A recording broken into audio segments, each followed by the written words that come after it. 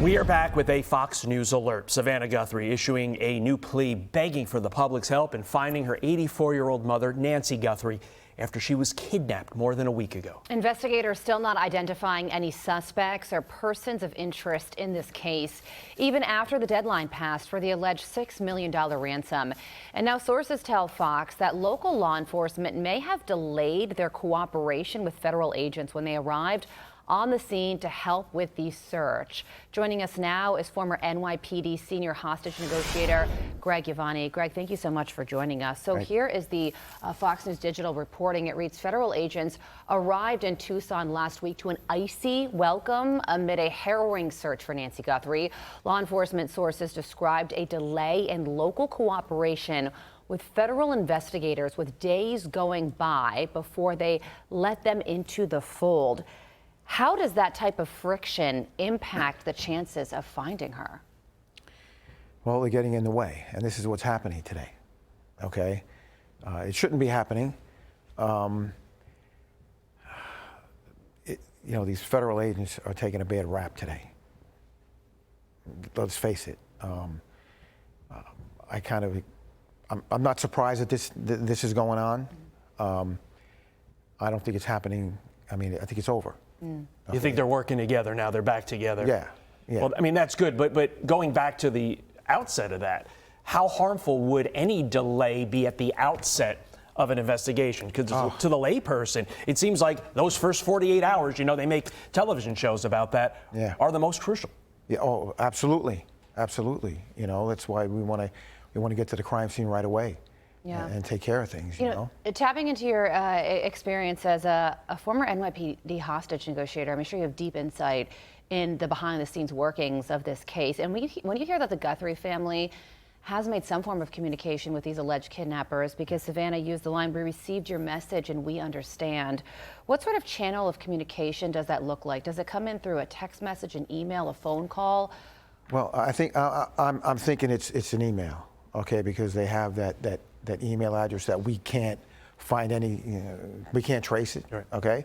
But as a detective, I'd be looking to find these guys, to apprehend them. As a negotiator, all I want to do is talk to them, okay? And right now, the only way I think that I could do that, and I think maybe the FBI is doing it, by using that email. You can't track it, but at least you can use it to communicate, okay? And if I was a negotiator with the FBI, that's what I'd be trying to do. I just want to talk to them, and that's the only way we got right now. Yeah, I'm glad you mentioned the FBI, because former FBI Deputy Director Dan Bongino, he joined Hannity last night, and he gave his thoughts on what he is seeing so far in this investigation. Let's take a listen. Right. They have these criminal skill sets that they were able to not leave a trace of DNA, a footprint, a fingerprint, a tire print. Again, they didn't trip a license plate reader, managed to turn off any cell phone type of activity. And then you forget the medication. It just, again, it doesn't seem like that's particularly well thought out. I think we have to consider everything outside the box, because whatever's inside the box is not really panning out right now. And clearly something doesn't add up. That's what Dan Bongino's alluding to there. I've heard many of your fellow law enforcement colleagues say, in light of what Dan Bongino just said, the fact that something doesn't add up, they think it's just a matter of time before they catch these captors. Are you that optimistic that it literally is just a matter of time? Or could we be facing a situation where we never catch these folks? Well, here's the problem, okay? Today, we have technology, and it's getting better every day. And it's causing a problem for investigations, because we're having a hard time finding people. We looked with that email. You can't track it. We've had that in the past, but now it's even worse, okay? Where are they?